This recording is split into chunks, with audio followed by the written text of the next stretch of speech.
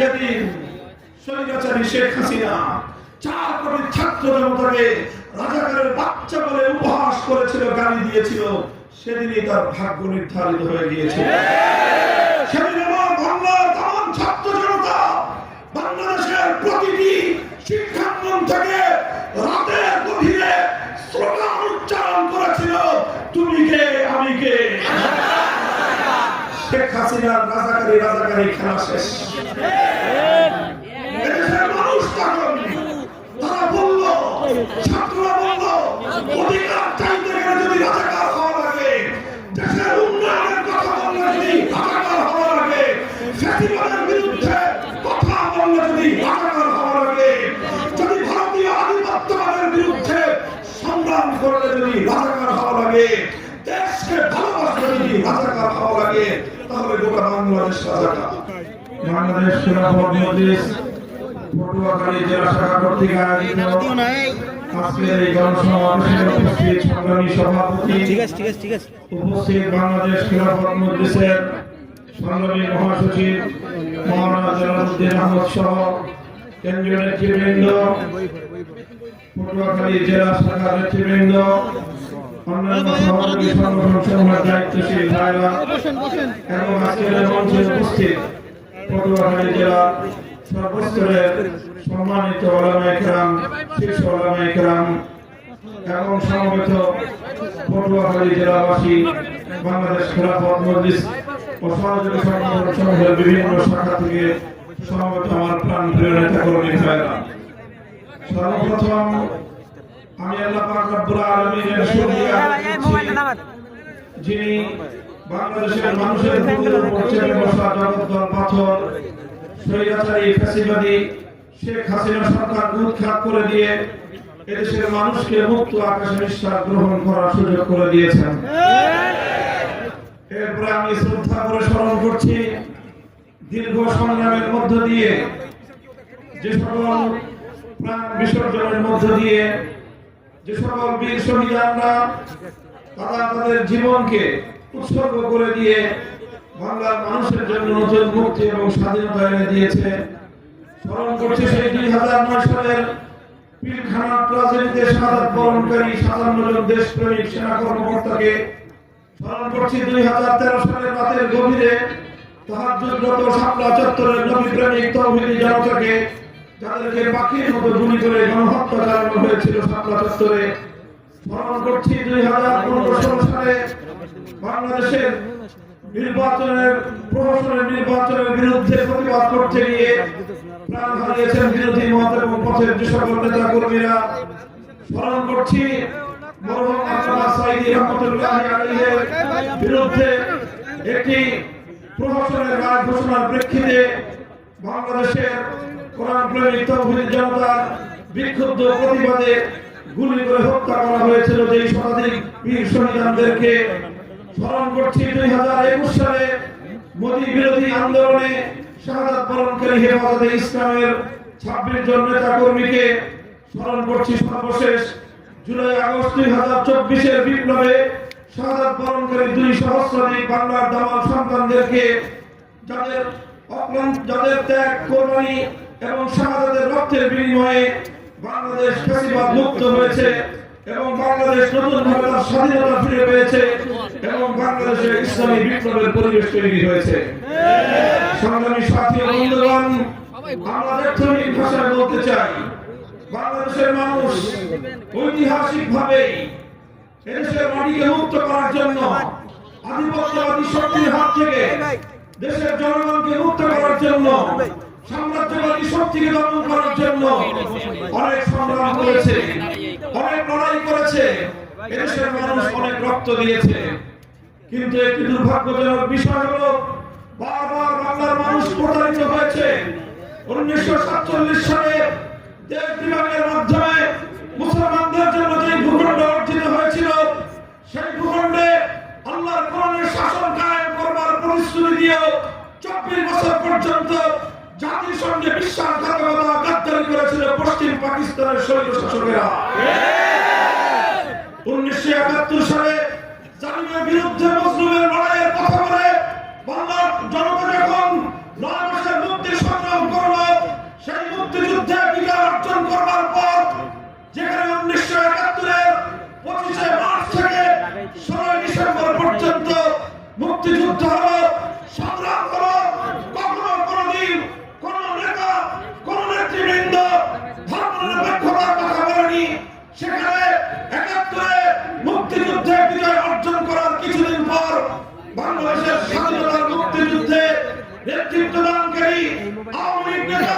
শেখ মুজিবুর রহমান সাহেব প্রথমে মুক্তি পাওয়ার পর বাংলাদেশে না এসে লন্ডন থেকে নয়াদিল্লি হয়ে ভারতের তৎকালীন প্রধানমন্ত্রী শ্রীমতী ইন্দিরা গান্ধীর প্রেসক্রিপশন অনুযায়ী ৭২-এর সংবিধানে বাংলাদেশের স্বাধীনতার চেতনা পরিপন্থী ধর্মনিরপেক্ষ মতবাদকে অন্তর্ভুক্ত করে মুক্তি সংগ্রামকে মুক্তিযুদ্ধের সঙ্গে তিনি বিশ্বাসঘাতকতা করেছেন।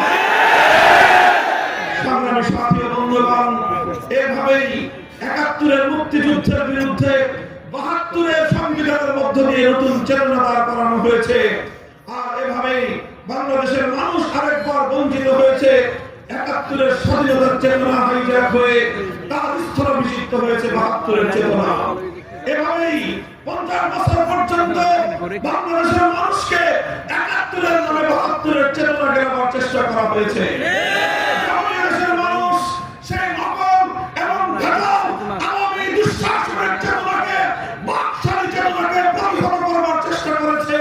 বাংলাদেশের মানুষের বিরুদ্ধে স্বৈরাচারী ফ্যাসিবাদী সরকার নানা ধরনের জঙ্গিবাদী আমরা ক্যামেরা ফিট করব দিয়ে তাদের এই আন্দোলনকে, তাদের দেশপ্রেমী এই সংগ্রামকে দমন করবার চেষ্টা করেছে।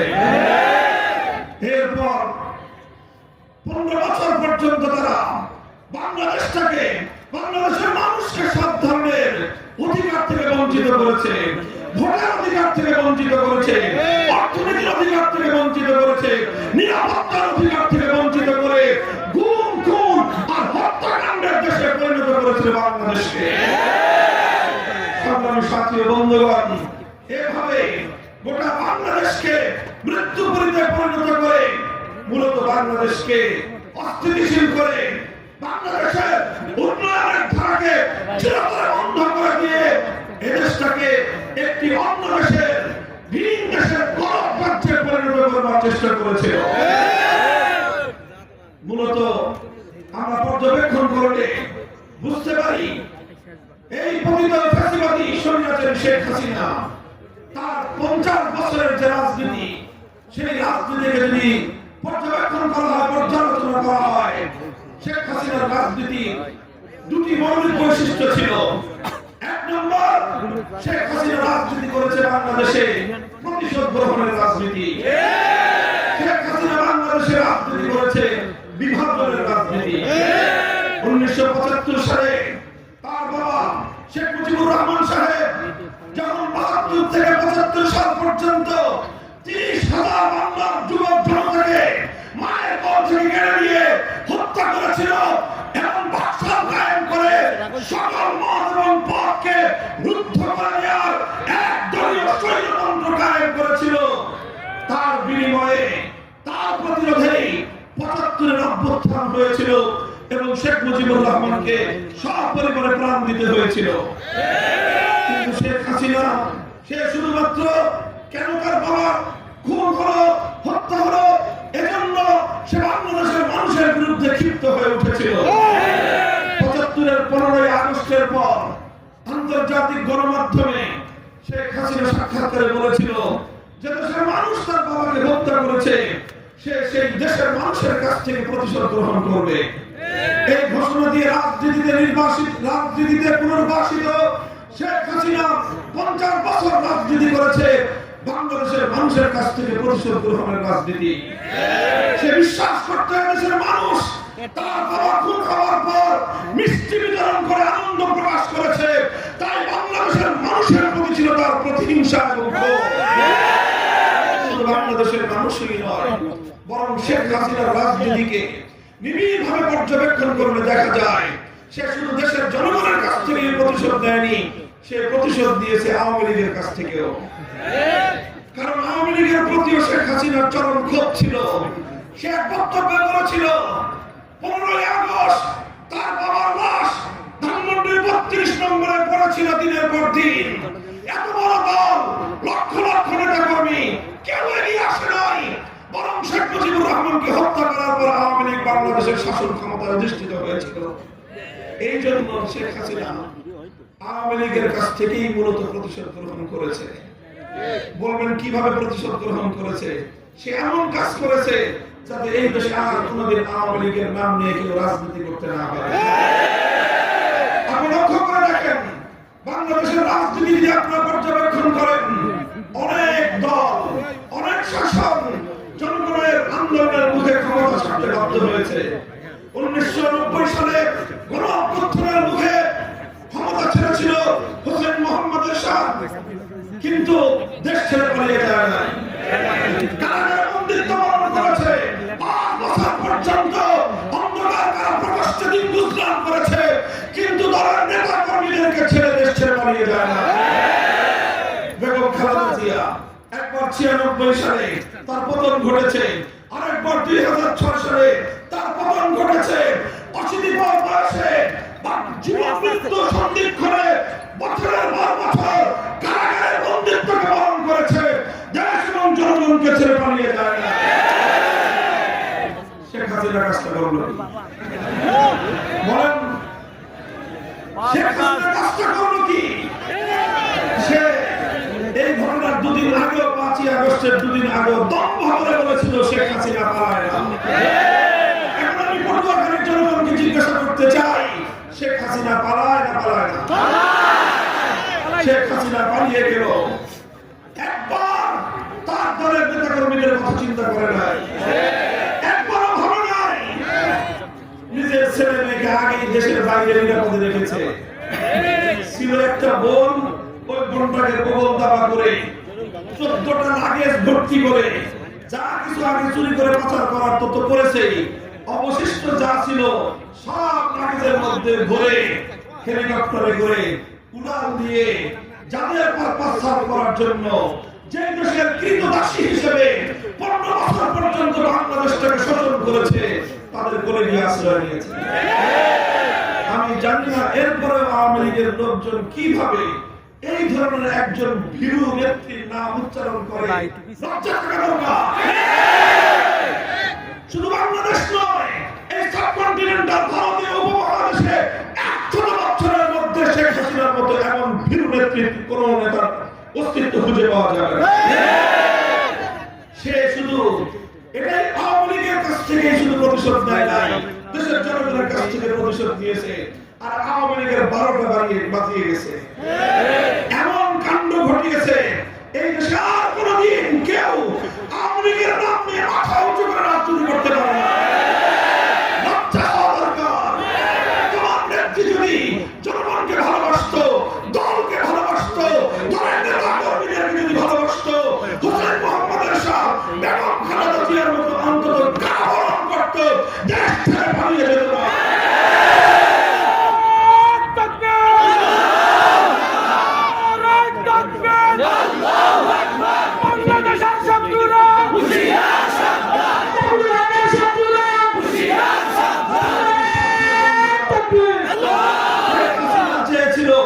বাংলাদেশকে বিভক্ত করতে, বাংলাদেশে তার রাজনীতি আরেকটা মৌলিক দর্শন ছিল বিভাজনের রাজনীতি।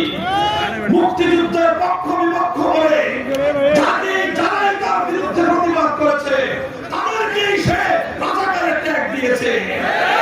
মুক্তিযুদ্ধের সেক্টর কমান্ডার শহীদ জিয়াউর রহমানকে পর্যন্ত সে রাজাকারের ট্যাগ দিতে পারে না।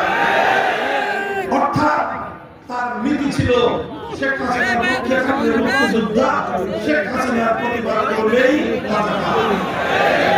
এই রাজাকারি খেলতে খেলতে খেলতে খেলতে যখন এদেশের 4 কোটি ছাত্র জনতা তাদের ন্যায্য অধিকারের দাবি নিয়ে রাজপথে নামলো, তারা বলল মেধার মূল্যায়ন চাই। শেখ হাসিনা 4 কোটি ছাত্র জনতার বুকের উপর লাঞ্ছনার আঘাত করে গোটা ছাত্র জনতাকে রাজাকারের বাচ্চা বলে গালি দিয়েছিল। যেদিন স্বৈরাচারী শেখ হাসিনা 4 কোটি ছাত্র জনতাকে রাজাকারের বাচ্চা বলে উপহাস করেছিল, গালি দিয়েছিল, সেদিনই তার ভাগ্য নির্ধারিত হয়ে গিয়েছিল। সেদিন আমার বাংলার তমাম ছাত্র জনতা বাংলাদেশের প্রতিটি শিক্ষাঙ্গন থেকে রাতের গভীরে স্লোগান উচ্চারণ করেছিল, তুমি কে আমি কে। শেখ হাসিনার রাজাকারি খেলা শেষ। এদেশের মানুষ তখন তারা বলল, ছাত্ররা বলল, অধিকার রাজাকার হওয়া লাগে, দেশের উন্নয়নের কথা বললে যদি রাজাকার হওয়া লাগে, ফ্যাসিবাদের বিরুদ্ধে কথা বললে যদি রাজাকার হওয়া লাগে, যদি ভারতীয় আধিপত্যবাদের বিরুদ্ধে সংগ্রাম করলে যদি রাজাকার হওয়া লাগে, দেশকে ভালোবাসলে যদি রাজাকার হওয়া লাগে, তাহলে গোটা বাংলাদেশ রাজাকার। সংগ্রামী সাথী ও বন্ধুগণ, এভাবেই তার বিভাজনের ষড়যন্ত্রের রাজনীতি বাংলার দামাল সন্তানরা ব্যর্থ করে দিয়েছে। সংগ্রামী সাথী ও বন্ধুগণ, 47 সাল 71-এর বিজয়ের সেই তিক্ত অভিজ্ঞতা থেকে আজ আমি বলতে চাই, অতীতের বিজয়গুলোকে বারবার ষড়যন্ত্রকারীরা ছিনতাই করেছে, বিজয়ের লক্ষ্য এবং উদ্দেশ্য ব্যাহত হয়েছে। সুতরাং 24 আগস্টের বিপ্লবের সেনানায়কদেরকে বলি, এবারে বিপ্লব ব্যর্থ হতে দেওয়া যাবে না। বৈষম্য বিরোধী ছাত্র নেতৃবৃন্দের ধন্যবাদ জানাই। তোমরা সোচ্চার ছিলে, সোচ্চার আছো। আমি আহ্বান জানাবো, আগামী দিনেও দেশ এবং জাতীয় স্বার্থ তোমরা সোচ্চার থাকবে। এদেশের ইসলামী সংগঠনগুলো তোমাদের সাথে থাকবে, এদেশের আলেম সমাজ তোমাদেরকে সহযোগিতা করবে, এদেশের ছাত্র জনতা তোমাদের সাথে আছে। শেখ হাসিনার ষড়যন্ত্রের রাজনীতিকে ব্যর্থ করে দিয়ে জুলাই এবং আগস্টে বাংলাদেশের ছাত্র জনতার নেতৃত্বে অভূতপূর্ব ঐক্য গড়ে উঠেছিল। আপনারা দেখেছেন প্রতিটি জেলায় জেলায়, প্রতিটি রাজপথে, স্কুল, কলেজ, ইউনিভার্সিটি, আলিয়া মাদ্রাসা, কওমি মাদ্রাসার সব ছাত্ররা হাতে হাত দিয়ে ফ্যাসিবাদের মোকাবেলায় রাজপথে দাঁড়িয়ে গিয়েছিল। আর এই বিপ্লবের অন্যতম আরেকটি বৈশিষ্ট্য ছিল, রাজপথে আমরা দেখেছি আমাদের এই সিংহ শার্দুল সন্তানেরা বিপ্লব করছে, সংগ্রাম করছে, স্লোগানে স্লোগানে রাজপথ উত্তপ্ত করে তুলছে। যখনই নামাজের সময় হয়ে যায়, সঙ্গে সঙ্গে ছাত্ররা আল্লাহু আকবার আযানের ধ্বনি দিয়ে পিছ ধরা রাজপথে যায় নামাজ বানিয়ে আল্লাহর দরবারে সিজদায় লুটিয়ে পড়ে। এরপরে তারা আল্লাহর দরবারে দুহাত তুলে ফরিয়াদ জানিয়ে সাহায্য কামনা করেছে। আমার আল্লাহ সাহায্য করেছেন, 5ই আগস্টের বিপ্লব সাধিত হয়েছে। 5ই আগস্টের বিপ্লব পরবর্তী বাংলাদেশে দাঁড়িয়ে তাৎক্ষণিক ভাষায় বলতে চাই, দেশ থেকে পালিয়ে গিয়ে বাংলাদেশের স্বার্থ বিরোধী আরেকটি দেশে তোমরা ঘাপটি মেরে বসে থেকে বাংলাদেশের বিরুদ্ধে ষড়যন্ত্রের জাল বুনবার চেষ্টা করছো। ইনশাআল্লাহ বাংলার মানুষ ঐক্যবদ্ধভাবে তোমাদের ষড়যন্ত্রকে নস্যাৎ করে দেবে। আমি আমাদের পার্শ্ববর্তী, আমাদের প্রতিবেশী দেশ ভারতের বাংলাদেশ নীতি চরম সমালোচনা করছি, নিন্দা করছি। আপনারা 15টা বছর সম্পর্ক করেছেন আওয়ামী লীগের সাথে, সম্পর্ক করেছেন শেখ হাসিনার সাথে, আর শেখ হাসিনাকে সমর্থন করতে গিয়ে বাংলাদেশের মানুষের উপর আপনারা সীমাহীন অন্যায়, অবিচার, জুলুম করেছেন। প্রতিটি ক্ষেত্রে বাংলার মানুষকে তাদের ন্যায্য অধিকার থেকে বঞ্চিত করেছেন, বাংলাদেশের মানুষের ভোটাধিকারকে হরণ করেছেন। আন্তর্জাতিক বিশ্বে বাংলাদেশের মানুষ যেন তাদের ন্যায্য দাবি আদায় করতে না পারে, ভারত রাষ্ট্র তার পথে অন্তরায় হয়ে দাঁড়িয়েছে। এখন ভারতকে তার মাসের দিতে হবে। ইতিপূর্বে শ্রীলঙ্কা থেকে বিতাড়িত হয়েছেন, নেপাল থেকে বিতাড়িত হয়েছেন, এমনকি মালদ্বীপ থেকে আপনারা বঞ্চিত, বিতাড়িত, লাঞ্ছিত, লাঠি খেয়েছেন। সর্বশেষ ছিল হারানো ধন, হারানো মানিক বাংলাদেশ। বাংলাদেশে আপনার কৃতদাসী শেখ হাসিনাকে দিয়ে মনে করেছিলেন অনন্তকালের জন্য বাংলাদেশকে লুটে লুটে খাবেন। এই কৃতদাসীকে বাংলার মানুষ তার মনিবের ঘরে পাঠিয়ে দিয়েছে। আগামী দিনে আপনারা বাংলাদেশ নীতি পরিবর্তন করুন, আমার দেশের সঙ্গে সম্মানজনক আচরণ করবেন, আমাদের সঙ্গে সৌজন্যতা রক্ষা করে আপনাদের পররাষ্ট্রনীতি নির্ধারণ করবেন। আর যদি আমাদের বাংলাদেশের উপর আমার আধিপত্য চালাবার চেষ্টা করেন, 18 কোটি জনতা একসঙ্গে আপনাদের বিরুদ্ধে রুখে দাঁড়াবে।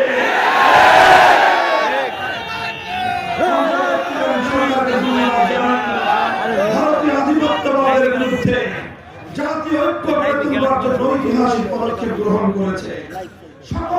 ধর্মমত, হিন্দু, বৌদ্ধ, খ্রিস্টান, মুসলমান সব ধর্মের ধর্মীয় গুরুদেরকে নিয়ে ঐক্য গড়ে তুলেছেন। সকল রাজনৈতিক দলগুলোকে নিয়ে ঐক্যবদ্ধ করেছেন।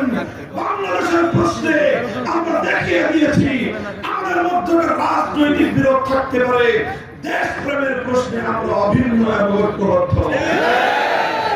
তবে সেই সঙ্গে আমরা আরেকটা কথা বলতে চাই, ভারতীয় আধিপত্যবাদকে বাংলাদেশে শুধুমাত্র একটি আন্দোলনের মাধ্যমে রুখে দেওয়া সম্ভব নয়, বরং ভারতীয় আধিপত্যের প্রতিটি চিত্রপটকে চিরদিনের জন্য বন্ধ করে দিতে হবে। বাংলাদেশে ভারতীয় আধিপত্যবাদের বিরুদ্ধে যে সকল প্রতিরোধ ব্যূহগুলো রয়েছে সেগুলোকে শক্তিশালী করতে হবে, পুনর্নির্মাণ করতে হবে। সংবিধানে বিসমিল্লাহির রহমানির রহিম অন্তর্ভুক্ত রয়েছে। খবরদার এই বিসমিল্লাহর দিকে কেউ যেন রক্তচক্ষু দিয়ে তাকানোর চেষ্টা না করে। সংবিধানে, বাংলাদেশের সংবিধানে আল্লাহর উপর অবিচল আস্থা এবং বিশ্বাসের যে কথা ছিল সেটাকে আবার অন্তর্ভুক্ত করতে হবে। বাংলাদেশে রাষ্ট্র ধর্ম ইসলাম রয়েছে। অনেকে বলে রাষ্ট্র কি ধর্ম পালন করে, রাষ্ট্রের আবার ধর্মের দরকারটা কি? আমরা তাদেরকে সবিনয়ে জিজ্ঞাসা করতে চাই, রাষ্ট্র কি কথা বলে? রাষ্ট্রের ভাষার দরকারটা ছিল কি? 52 সালে আমার ভাইয়েরা বুকের রক্ত দিয়ে রাষ্ট্র ভাষা বাংলাকে রক্ষা করেছিল। রাষ্ট্র কথাও বলে না, রাষ্ট্র নামাজও পড়ে না। রাষ্ট্র কথা না বললে যদি ভাষার দরকার হয়, নামাজ না পড়লেও রাষ্ট্রের ধর্মের প্রয়োজন রয়েছে।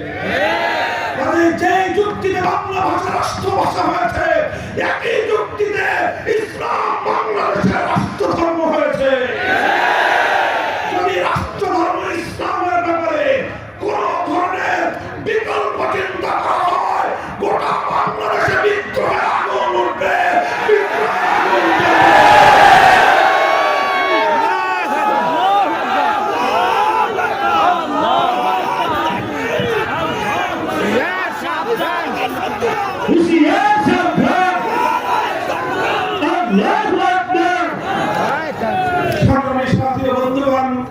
কাজে আমি সংবিধানের এই তিনটি বিষয় গুরুত্বের সঙ্গে এগুলো বিবেচনায় রাখার জন্য উদাত্ত আহ্বান জানাচ্ছি।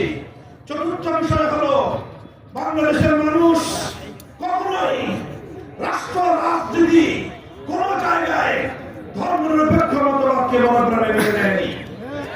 ভারতীয় আধিপত্যবাদের সূত্র ধরে 72 সালে ভারতের প্রধানমন্ত্রীর প্রেসক্রিপশনে ভারতের সংবিধানের মূল নীতিগুলোকে বাংলাদেশের সংবিধানের মূল নীতি বানিয়ে স্বাধীন বাংলাদেশকে ভারত মাতার চরণতলে বলি দেওয়ার ব্যবস্থা করা হয়েছিল। সেই ধর্মনিরপেক্ষ মতবাদ সংবিধান থেকে উৎখাত করে শহীদ প্রেসিডেন্ট জিয়াউর রহমান সাহেব সংবিধানে আল্লাহর উপর অবিচল আস্থা এবং বিশ্বাস অন্তর্ভুক্ত করেছিলেন। এখন দেখি বিএনপির কিছু লোক আবার এটার জন্য মায়া কান্না কাঁদে। তোমরা কোন বিএনপি করো? জিয়াউর রহমান সাহেবের বিএনপি না অন্য কোন বিএনপি করো? আগে নিজেদের পরিচয় দিতে কাজে সংবিধানে আল্লাহর উপর অবিচল আস্থা এবং বিশ্বাস এখানে আবার পুনরন্তর্ভুক্ত করতে হবে। যেই ধর্মনিরপেক্ষ মতবাদ ভারত থেকে আমদানি করা হয়েছিল, ভারতীয় কৃতি দাসীকে যেভাবে ভারতে পাচার করা হয়েছে, তার মূলনীতি ধর্মনিরপেক্ষ মতবাদ নয়াদিল্লিতে আবার পাঠিয়ে দিতে হবে। বাংলাদেশের সংবিধানে ধর্মনিরপেক্ষ মতবাদ থাকতে পারে না, থাকতে হবে না।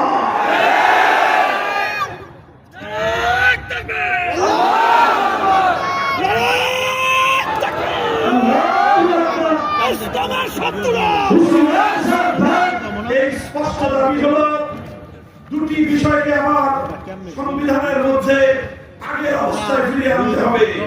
একটি হলো আল্লাহর উপর অবিচল আস্থা এবং বিশ্বাস ফিরিয়ে আনতে হবে। ধর্মনিরপেক্ষ মতবাদ এটাকে সংবিধান থেকে বাতিল করতে হবে। বিসমিল্লাহির রহমানির রহিম, রাষ্ট্র ধর্ম ইসলাম, এখানে হাত দেওয়ার কোনো অপচেষ্টা করা হলে সে হাত আমরা ভেঙে গুড়িয়ে দেব।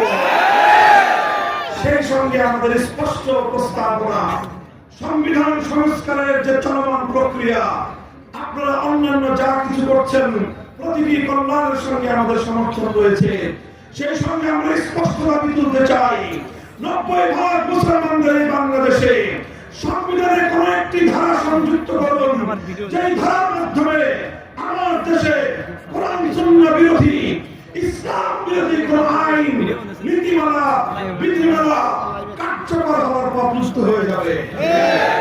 যে কোনো কোরআন সুন্নাহ বিরোধী আইন হোক, যে কোনো নীতিমালা, বিধিমালা হোক, সেটা বাংলাদেশে অকার্যকর হবে এমন একটি ধারা সংবিধানে সংযুক্ত করার জোর দাবি জানাচ্ছি। সংগ্রামী সাথী ও বন্ধুগণ, এভাবে আমরা আগস্ট বিপ্লবের পর আমরা স্বপ্ন দেখছি বাংলাদেশের মানুষ সব রং দেখা শেষ। সোনার বাংলাদেশ দেখেছে, তারপরে নতুন বাংলাদেশ দেখেছে, সবুজ বাংলাদেশ দেখেছে, ডিজিটাল বাংলাদেশও দেখা শেষ। এবার বাংলার মানুষ দেখতে চায় ইসলামের বাংলাদেশ, খেলাফতের বাংলাদেশ।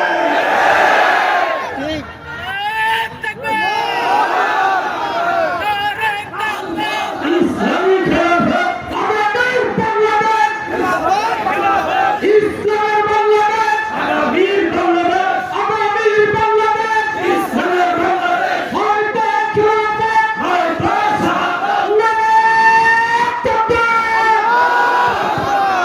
সাথী ও বন্ধুগণ, সেই সাথে অন্তর্বর্তীকালীন সরকারকে উদাত্ত আহ্বান জানাতে চাই।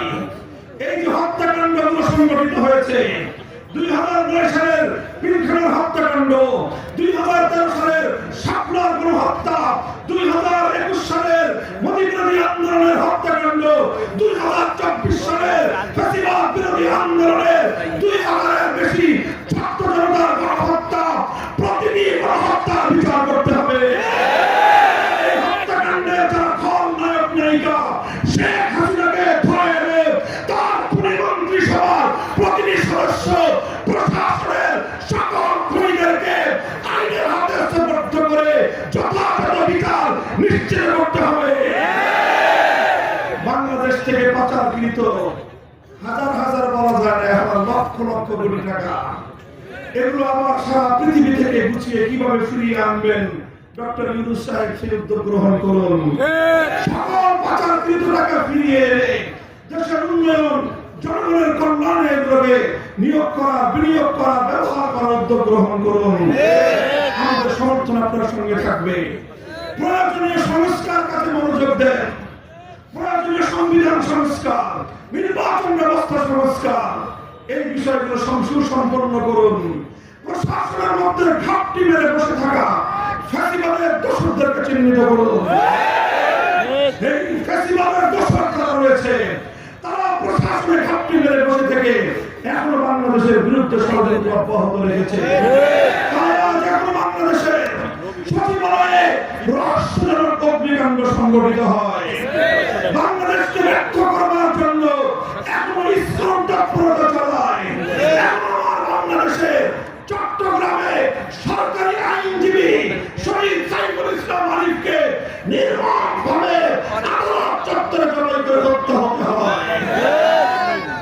আমরা বুঝি এর মাধ্যমে বাংলাদেশকে অস্থিতিশীল করবার পায়তারা চালানো হচ্ছে। ইনশাআল্লাহ এদেশের আলেম সমাজ, বাংলাদেশ খেলাফত মজলিসের নেতাকর্মীরা, হেফাজতে ইসলামের নেতাকর্মীরা অতীতে যেরকম আমরা নির্ঘুম বাংলাদেশের জন্য পাহারাদারি করেছি, আগামী দিনেও বাংলাদেশের স্বাধীনতা, বাংলাদেশের অখণ্ডতাকে অক্ষুণ্ণ রাখার জন্য যা করতে হয় আমরা তাই করতে প্রস্তুত থাকবো ইনশাআল্লাহ। সংগ্রামী সাথী ও বন্ধুগণ, সর্বশেষ আমার উদাত্ত আহ্বান, মনে রাখবেন এই যে ফ্যাসিবাদের মোকাবেলায় রাজপথে যে ঐক্য গড়ে উঠেছে, এই ঐক্যের বিরুদ্ধে দিকে ভূমিকা পালন করে বাংলার মানুষের আদালতে দাঁড়িয়ে তাকে জবাবদিহিতা করতে হবে। বিশেষ করে আমি প্রধান দুই দল বিএনপি এবং জামায়াতে ইসলামীকে লক্ষ্য করে বলি, আপনারা যত দ্রুত যেভাবে নিজেদের মধ্যে পারস্পরিক প্রতিদ্বন্দ্বিতা নয়, আপনারা সংঘাতে আপনারা নিজেরা যেভাবে নিজেদের মধ্যে বাদানুবাদে জড়িয়ে পড়েছেন, এর সুবাদে যদি ফ্যাসিবাদ বাংলাদেশে আবার পুনর্বাসিত হয়, বিএনপি এবং জামাত ইসলামীকে বাংলাদেশের জনগণ ক্ষমা করবে না।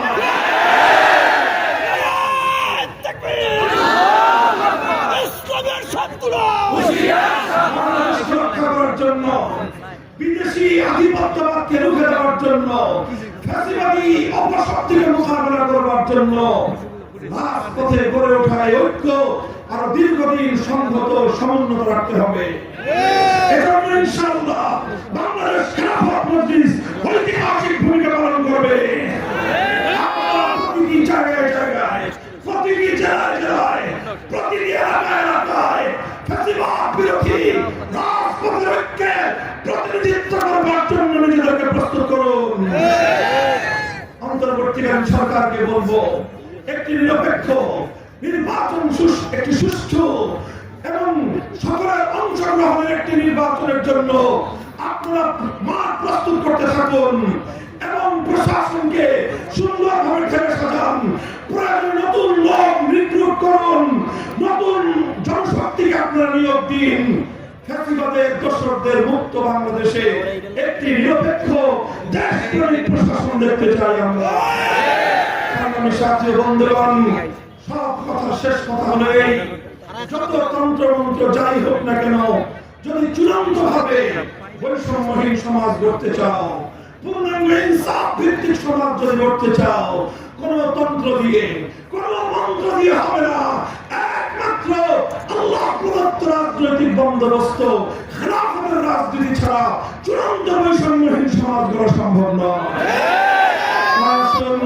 পটুয়াখালীর এই বিশাল জনসমুদ্রকে লক্ষ্য করে আমরা আহ্বান জানাবো, আসুন আমাদের হাতে হাত রাখুন।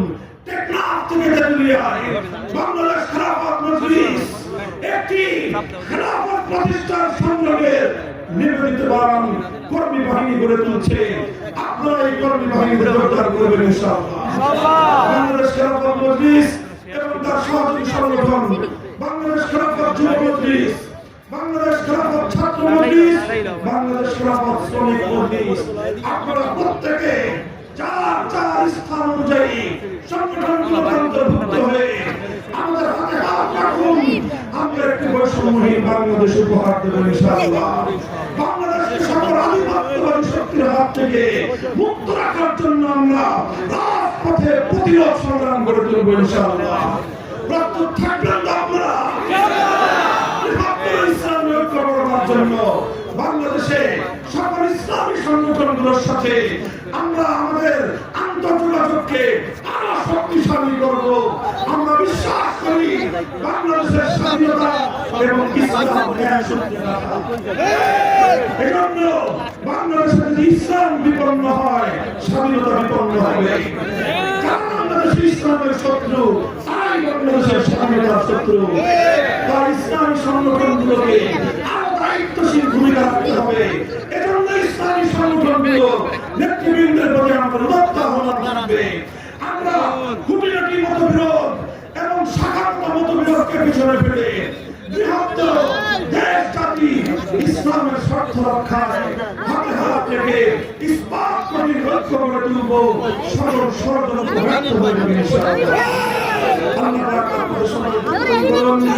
আপনারা এই পটুয়াখালী শহীদ মিনার সংলগ্ন এই ঝাউতলা মাজারে যেভাবে সমুদ্র তৈরি করে বাংলাদেশ খেলাফত মজলিসের সংগ্রামকে দেশবাসীর সামনে তুলে ধরেছেন, আপনারা আপনাদের সকলকে উত্তম বিনিময় দান করুন। নাসরুম মিনাল্লাহি ওয়া ফাতহুন করিম। ওয়া আখিরু দাওয়ানা আলহামদুলিল্লাহি রাব্বিল আলামিন।